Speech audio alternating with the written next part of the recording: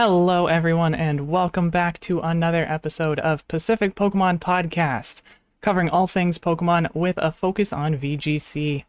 I'm Lindsay, and my choice this week for Pokemon is Hatterene. And I'm Bambi, and my choice for this week is gonna be Rylu. Riolu, interesting. Why Riolu? Because for a half second today, I thought that Final Gambit worked with Prankster.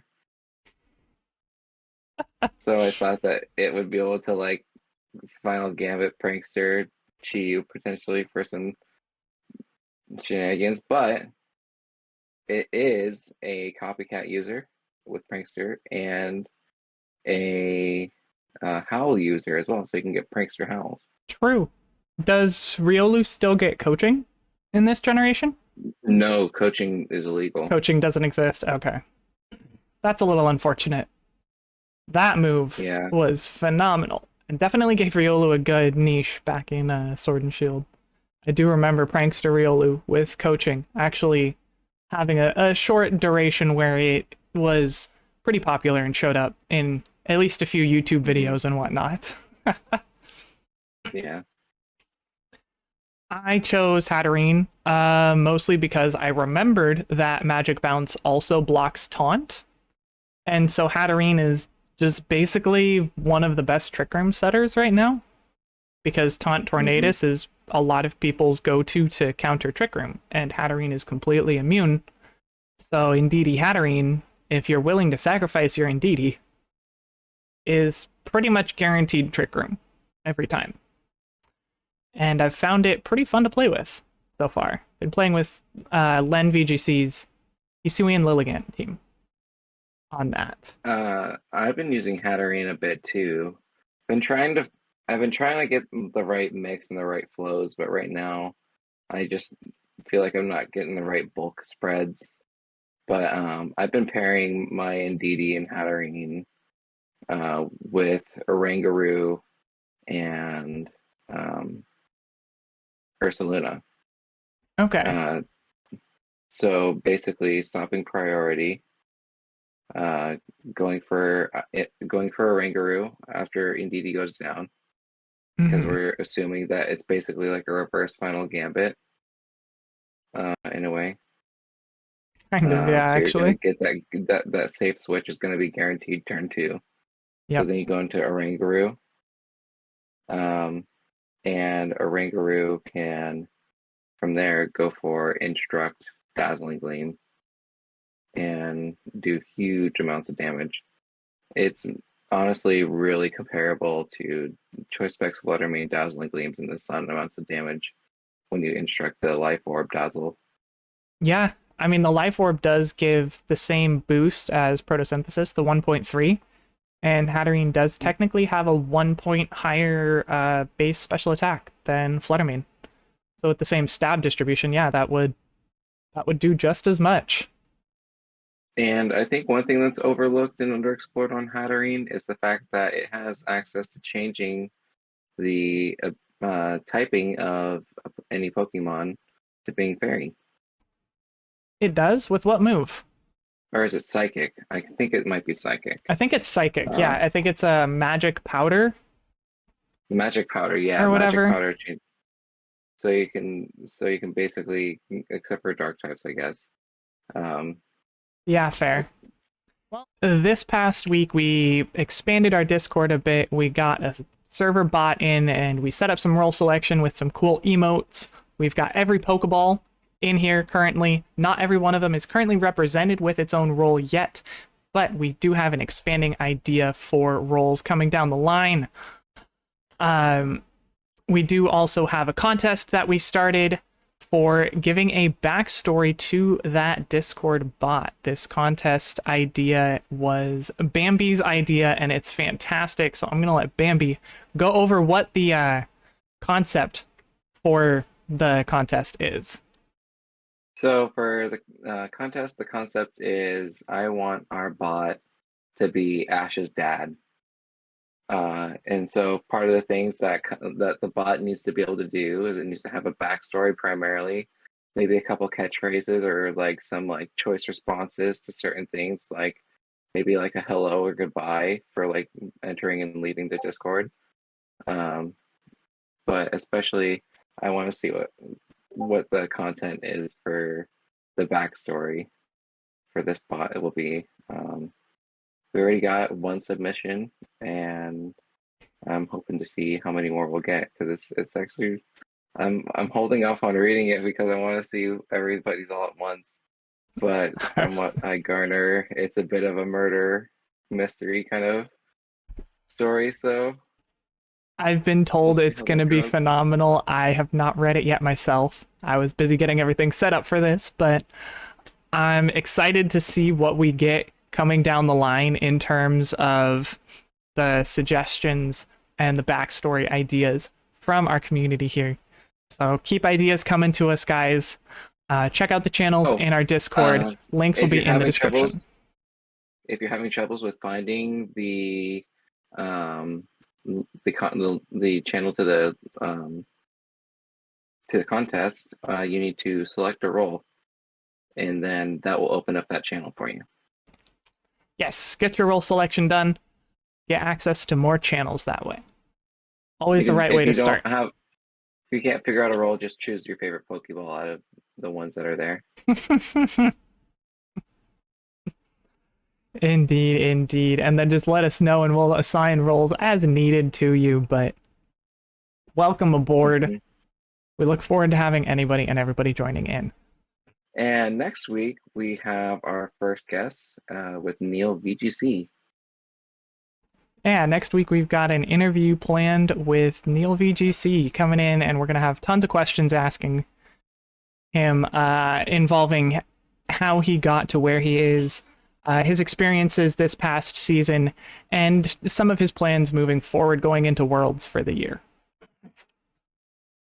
Yeah, we got a bunch of really good questions about his journey and his quests, if you will, along his Pokemon road, on his way to Worlds, and all of his different destinations and things like that he's been to. But this will definitely be focusing on a lot of VGC discussion, I think, coming up. I think there'll be a lot of speculation happening between us three about Worlds. I definitely agree. All right, moving into the next segment here, we're going to cover some of the current events going on. We have the Delphox raid going on this weekend right now, and I believe it will be coming back next weekend or 2 weeks from now. The shiny, or not shiny, but Terra Fairy Delphox raid. It gets absolutely decimated by Heatran. Heatran just walks in and clicks steel type moves and kills 100% of the time. Yep. Yeah, bring a Flash Fire Pokemon and you'll do fine. Ceruledge and Armarouge both work pretty well. And Heatran is kind of just the number one there, given that it also has steel type stab and really good steel type coverage and just solid damage on top of that. And don't forget, for raids, you get access to that metal sound, so you can lower its special defense. It also does not remove its own stat debuffs more than once. So it only gets rid of them one time. Okay. Well, that's enough to still launch off a pretty good sized flash cannon. True. Next up, we do have a Shiny Mew research quest available in Pokemon Go for all those shiny hunters. Pokemon Go is having their 7th anniversary events going on currently, and they have a paid quest, which is $5 cost to get the research. $5. Yep. But it is one of the few ways to get a shiny Mew legitimately, so that's pretty cool. Yeah, it's one of only a few times that a legitimate shiny Mew has been available. I know there are a lot of people out there trying to get their hands on a legit shiny Mew still. That's from before this event is like in everybody's hands, trying to get those vintage ones, but I think they're just too thin and far between to find. I think this is going to be the shiny Mew that everybody will have for a long time to come. Hopefully, indeed, for all the shiny hunters out there. In other news, we got Inteleon in Pokemon Unite. I've tried playing a couple games, seeing if I could see if like anybody in the other team would play Inteleon. I didn't have enough coins to be able to get it myself. But that's about it. From what I've heard from other people, it's pretty good, and probably one of the new top dogs. It's definitely got that classic Pokemon Unite new toy syndrome, where it just every single time they come out with a new Pokemon, it's just for whatever reason balanced way higher than everybody else. That is definitely what it seems like so far for Inteleon. Yeah, I have not played it whatsoever either, but what I am most excited about is Pokemon Sleep. Pokemon Sleep. Are you intending to use Pokemon Sleep? I'm going to use Pokemon Sleep. I'm going to have the world's largest Snorlax if I can help it. World's largest Snorlax. Okay. All right. I think that's what you get for like having a really good sleep score, is your Snorlax gets bigger. Okay, that would make sense. Yeah, there's I a lot of haven't really looked weird into it things. too much. I saw a trailer on YouTube and it was like kind of like I wasn't like taking notes on it or anything, but I could be wrong. But like I remember there was something about Snorlax getting bigger the better you do. Nice, nice. Yeah, I definitely watched some clips about it, but it's Pokemon Sleep is a little bit out of my interest range. I generally don't have too many issues with falling asleep. And I don't know. Pokemon does some gimmicky things that are really fun, but also just don't seem to fit me, and I'm perfectly okay with that. So it seems I'm like down for a new sleep tracker. I already use one anyways. I might as well Pokemon one. Yeah. See, and that's fair. I've never really felt like I needed a sleep tracker, so well, until maybe recently. Supposedly recently there have been some issues on my end on the sleeping side, so maybe I should. Maybe I should start Pokemon Sleep when it comes out. Who knows? We'll see. In other news, the official Pokemon Company did come out with a pretty interesting series that they're doing on Twitch and then shortly thereafter on YouTube called The Road to Worlds. And this is basically like an interviews series with top players on their journeys, I believe from last year's season, on their journeys to Worlds, either last year or 2019. I forget.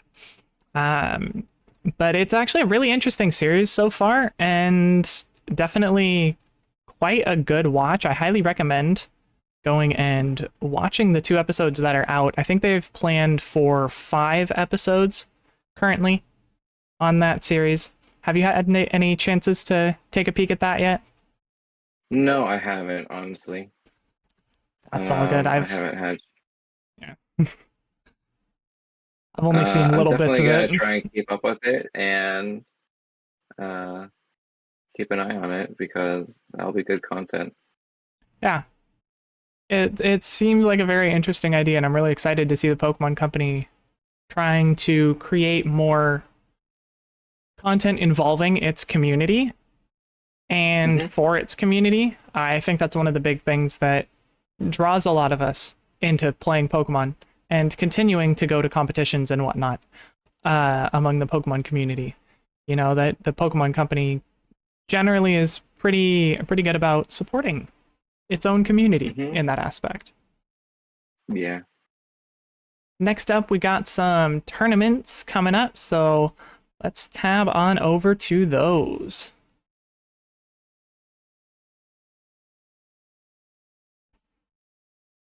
So we've got quite a few events upcoming right now. There's a couple of upcoming events that I really want to discuss here. Beanie Brawl number 19. This guy's been really consistent with having tournaments up almost every week, I think, now. I've been in a Beanie Brawl before. In Regulation D now, but he was running them Regulation C, all of Reg C as well. I believe all of Regulation D too. So very consistent tournaments there. Not usually really high numbers, but a great place to get good practice and a great place to just go and experience the format again, and very consistently available tournament there, which I think is really cool. So definitely want to check out if you're able to make that time slot. Unfortunately, most of the time I'm still at work during that time, so I don't get the opportunity to pull that. But next up, we've got one of the largest tournaments ever for online tournaments. Nino Pokebros is hosting another tournament. This one in Regulation D. He's already at over almost 250. I think 248 players registered for this tournament. Take it away. Yeah, I'm gonna be in this one. I already registered. Nice. Yeah, I'm definitely taking a gamble to say the least. But it's a free tournament, and it's supposed to be simulating kind of like a regional style of play. So it'll have like the same break times and lunch, whatnot. I think it'll be a good time. $500 prize pool. It's gonna be good. Come and try and see if you can land a hit on my Articuno. Yeah, you'll be bringing the Articuno Snow Team. I'm really curious to see how you pull that through here. It's going to be a lot of running RNG. I'll pull it the same way that Nina pulled off double Oko moves in Paldea Prologue, I think it was, or something like that. Fair enough. Yeah, I think it was the Paldea Prologue where he did that. This tournament is going to be happening next weekend from when we're recording this. So on Saturday, July 15th, starting at 6 a.m. Pacific time, that's 9 a.m. Eastern. You guys do the math for everybody in between. But it's a 2-day online tournament, which is really interesting. The fact that he's splitting this up into 2 days because of, I mean, obviously the turnout, 250 people is quite literally a regional. This is larger than the first regional that I ever went to already. Mm-hmm. So he's running day really 1 best of 3. Yeah. With day 2, 5 Swiss rounds again, and then top 8 best of 3 single elimination. Mm-hmm. So it's exactly like the regionals in system, and everything else about it is basically exactly the same. It's really, I'm very impressed by how he's organized this already, and I'm really curious to see how well it goes. I mean, having more independent organizers like this is kind of like what we really need in the community right now. I definitely agree. To really keep on growing and expanding. Particularly just being able to have free tournaments with prize pools is pretty big. Yeah, a free tournament with a prize pool is honestly phenomenal.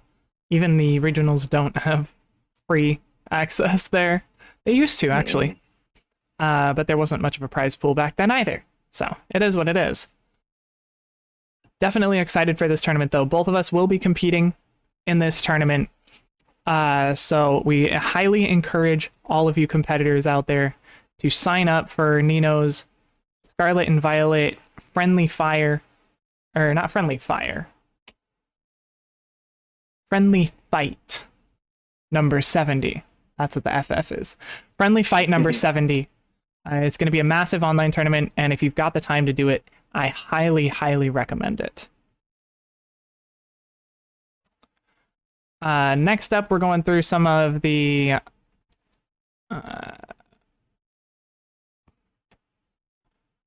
online tournaments that have actually already happened this past week. We did have a solidly large turnout event tournament this week with 89 players. The Neme Weekly Reg D Tour 34, which is pretty impressive at 89. And last week's Beanie Brawl also came in at 71, which is pretty phenomenal. Sempra winning that one. Good for him. He's been playing really well lately. Sempra's really good. And here's Azulite winning Beagle's Beagle Battle. 38 player tournament. VGC Trainer School came in at 54 players in their tournament this last week. That one was still pretty solid. So we need to get on that board. You know, there's a lot of tournaments available nowadays in online tournaments, and I'm really thankful for that, considering that now that Regulation D has started and NAIC is over, there are no tournaments left for in-person events outside of locals. That are for CP. Yeah, and there's no CP locals left, I think, in general. No. I'm actually going to a local that doesn't have CP, but it is Reg D tonight. True. Yep, there are some locals coming up at least as well, thankfully. You've got your local tonight in Regulation D. That's the Gambits, correct? Yep, Gambits again, so you guys won't be able to... by the time we upload this, you'll be able to go to Gambit's Twitch and their YouTube, Gambit's Games and Anime. You can find their website and find their socials from there. Nice. So people will be able to go back and at least look back on the turnout and how the tournament went. Yeah, and I believe you should be able to see my match against Carson in Reg C too. From the last one? Stream. Yep, from the last one I was at. Heck yeah, that's pretty awesome. I actually still need to go check that out, so I'm going to have to do that. Remind me later to go check out Gambits for you. Okay. I will when I get to Gambits. Fair. In terms of other events upcoming, there are a couple. At Linwood, there's a Gamers Heaven VGC tournament on the West Coast here, Linwood, Washington. That has a couple of events going on the 15th and the 29th at 1 p.m. And then Tabletop Village in Seattle also has a VGC tournament at their location downtown on the 15th as well. Unfortunately, a lot of those tournaments are very much in the middle of the day, so it's not necessarily a time bracket that a working person can go for. However, the 15th is, I believe, a Saturday. Yep, that's next Saturday. And then the 29th is also Saturday. So all of the above are on Saturdays at least. Mm-hmm. Past the locals, they also released the sneak peek of next year's early regionals. Yeah. Well, we got Pittsburgh on September 8th through the 10th. They're running a regional in Pittsburgh. And then the following week, there's a special event in Barcelona in Europe, in Spain, which is pretty cool. Curitiba in... I'm not exactly sure where, but in Latin America, September 23rd and 24th. And then there's another regional in Peoria in October. That's October 6th through 8th. And that's in North America as well. I'm not actually sure where that is. I believe that's somewhere in British Columbia. Oh, that's Illinois. Peoria, Illinois. Okay. Learned something new. It is, please. And then here's the one that both of us are actually considering attending, Sacramento, since it's on the West Coast, where both of us are located, Pacific Pokemon Podcast and all that. Sacramento will be there. You're already set on going. Nice. I wish I could be too. If I'm able to get a ticket, I will. Unless if it's like NAIC madness for Sacramento, which it won't be. True. I think everything will be good. It's a regional, thankfully, so yeah, I don't think it's going to have the same level of attempted turnout as NAIC. It'll probably be about as big as San Diego was. Probably. I believe that. Considering it's a pretty central part of California, it's pretty accessible for a lot of Californians. Early part of the new season, and same kind of timeline in a way. Yeah, very true, very true. And then the week after Sacramento, they're running a tournament in Lille in Europe as well, which is pretty neat. That one's going to be another regional, probably a little bit smaller than Sacramento, obviously. Mm-hmm. But still going to be pretty cool. I'm definitely going to be tuning in there. Tuning in to the stream, of course. And then Toronto, at the very end of October, just before Halloween, Toronto is being graced again with a regional this year. And I'm sure the Pokesports guys are going to be very excited about that one. Now, if I win money in Sacramento, I will go to Toronto. Now that's a deal. I'll clear my schedule for it. I can agree with that. If either of us is able to actually win anything in Sacramento, then we can go to Toronto. I don't know if I'd actually be able to anyway. I think that might be end of quarter. So I think my work might be extremely busy right there, October. No, October would be the first month. October, November, December. Yeah. No, end of quarter is September. Perfect. We're in the clear. Toronto could theoretically happen. Only if I win. Toronto would be really huge. If we go to Toronto, we'd be able to meet all the East Coasters. True. That would be pretty cool. And they party hard, from what I hear. That they do. I fully believe that. There's a lot of good people over there too. A lot of the main Pokemon YouTubers and competitors generally currently reside on the East Coast, so we're kind of hanging out over here on the West Coast, starting up this channel, going for some West Coast representation. Going for the throat, low key. Coming in a little bit closer towards the end of our podcast here, we'd love to go over some random calcs that show up across the meta or are just, things that are somewhat unexpected. And so today, I've provided for you some Dondozo, Surf Dondozo calcs, where a max special attack Life Orb Surf Dondozo in the rain actually has a 3/8 chance to one-shot Urshifu Rapid Strike, which is a resisted hit, and a spread move. No, please. And a lot of Urshifu Rapid Strikes really like to have rain up, so you don't have to necessarily run the rain, just let your opponent do it for you. It's true. But usually you want to pair it with some sort of manual rain setter or something like that if you can. True. You want to have control over the weather if you can, because especially if it's sun, then it's hurting. This is definitely true. Don't include Urshifu. Yeah.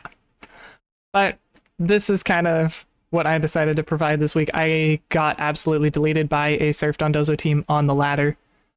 It one-shot all 4 of my Pokemon. I remember recalling in Portland there was a Surf Dondozo that did really notably well. There was. Yep. I do remember the Surf Dondozo that showed up at Portland. Yeah, I think they came in... They were somewhere in day 2. I don't remember if they made top cut.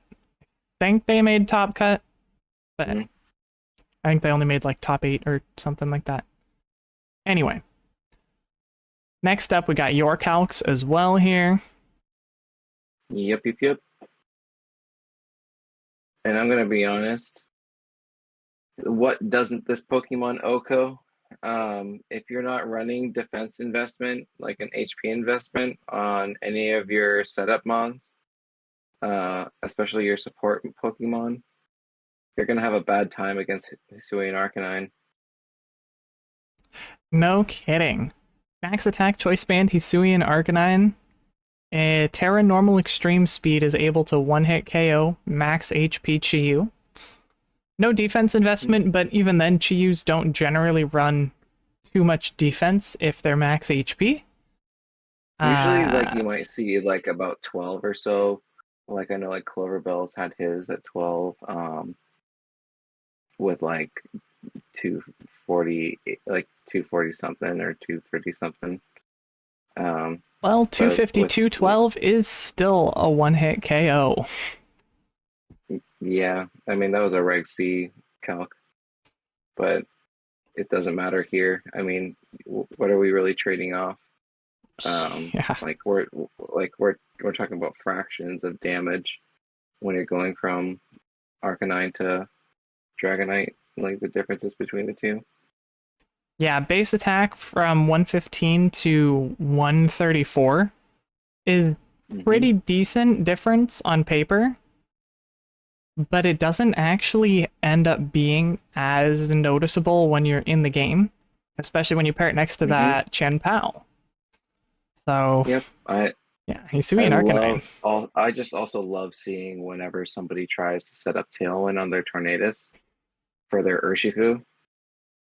Like I just hard read into that E-Speed into the Tornadus, Ice Spinner into the Tornadus on the turn that it's Tailwinding, so it goes down, and then I E-Speed Sucker Punch the Urshifu. Doesn't matter the Terra type unless it's Steel, basically. Flare Blitz and Rock Slide are both one-hit KOs on not bulky Tornadus. That too, you have options of being able to run, at least with my Matrix Note or Matrix Ice team. You have the option of running like Tornadus and Arcanine, going for like a Tailwind Rock Slide or a Tailwind Hit Smash Flare Blitz.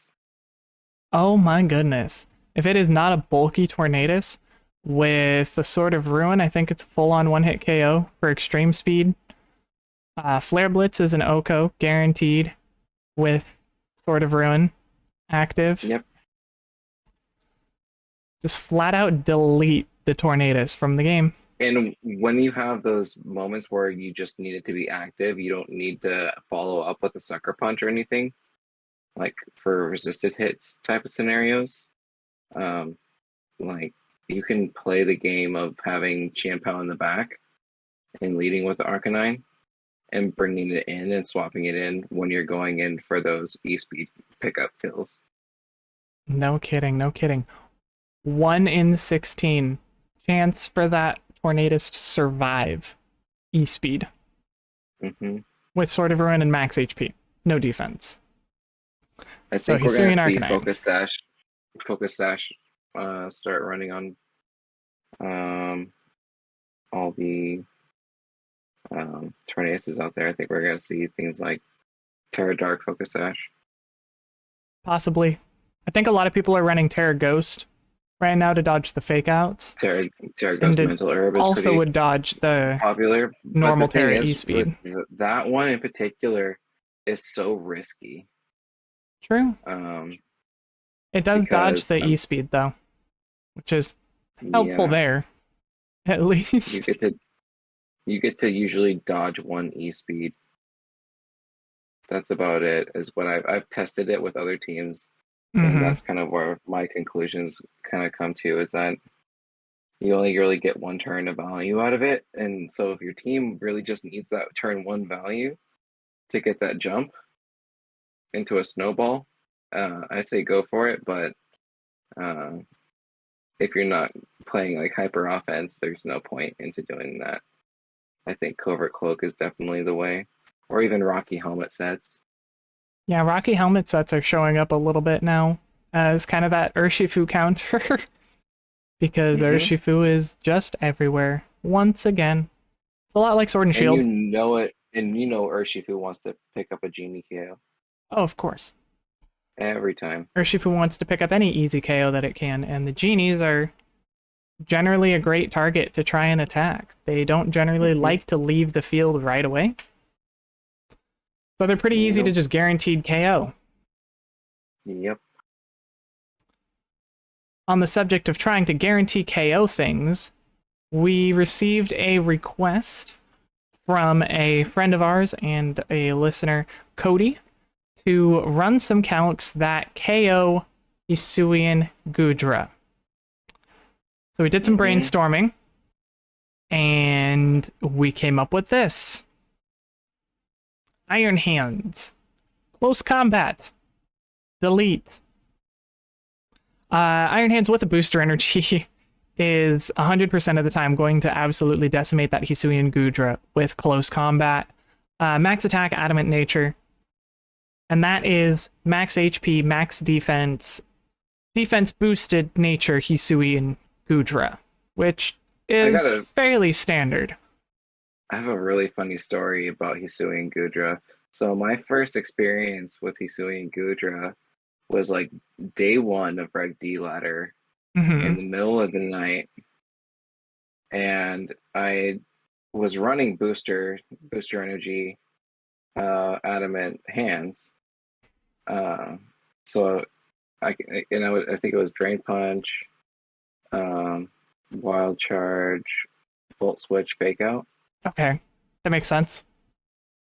And I was honestly playing a lot of teams in open team sheet just so I could try and apply that guaranteed fake out pressure in a way.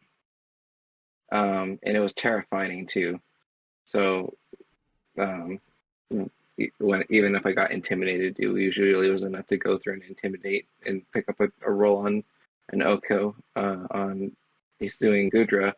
So like the whole entire time in the first few days before Fresno, when I was like in the 1450s, early VGC regulation D, right, on which would Showdown. be like which would be like top 50, top 30 or so, I think. I don't know. In those first few days, and I was running Tailwind and Trick Room, and the entire time I didn't even realize Hisuian Gudra was a threat because I was always just clicking Iron Hands things into it and deleting it every time. Fair enough. Yeah. So it really wasn't until I started branching out and stopped using Iron Hands that like I really started having issues with Gudra. That's kind of funny, but that's definitely understandable as well. Yeah, Urshifu is able to do somewhat good damage into Hisuian Gudra, but it needs the Sword of Ruin to have a chance to get that one-hit KO with Close Combat. I also am curious about how much this will do. Oops. 252. I'm pretty sure a really easy way to answer Hisuian Gudra too is just Choice Band Dragonite Outrage. Ursaluna. Oh, Ursaluna will do the trick too. The big reason why I was thinking Ursaluna as well is Hisuian Gudra really likes to terrestrialize into the fairy type. Which, while it's a great defensive Terra, it does not resist the Headlong Rush. So even when they Terra out of it, you still do 80%. 68 to 80% of the damage with that Headlong Rush with your Guts boost. So that is also a very good answer to Hisuian Gudra. Ursaluna gets great coverage into it. Headlong Rush, and then specifically Facade actually will do a lot of damage if they do Terra Fairy. So if they go for the Terra Fairy and are no longer weak to Headlong Rush, Facade does max damage of Headlong Rush and another 15%. Almost enough to get a one-hit KO. Throw it next to a Qianpao, and there you go. Ursaluna is your answer. However, Iron Hands does have better access with Sword Stance to setup moves and being able to counter Hisuian Gudra's Acid Armor or Shelter. So both versions have their benefits, but those are our calcs for you guys today. Yep. Right. Once again, everybody, we want to say, go check out our Discord. We're growing it. We're expanding things about as quickly as we can. Both of us have other things and other responsibilities that we have to attend to as well.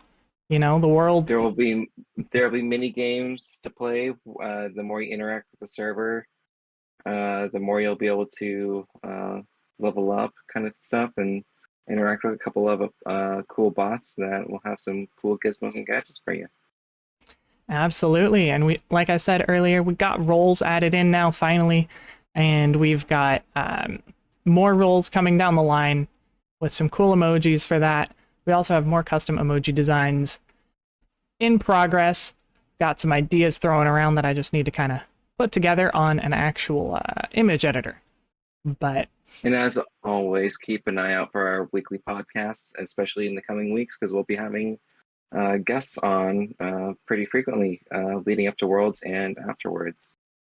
Indeed. We actually have multiple upcoming interviews with some of the VGCers that are performing fairly well among the upper community currently, you know. Neil VGC coming in next week. Really excited to host him next week around. We also have a video coming out this upcoming week. It will be coming out. Video's recorded, just needs some editing, and it's ready to go.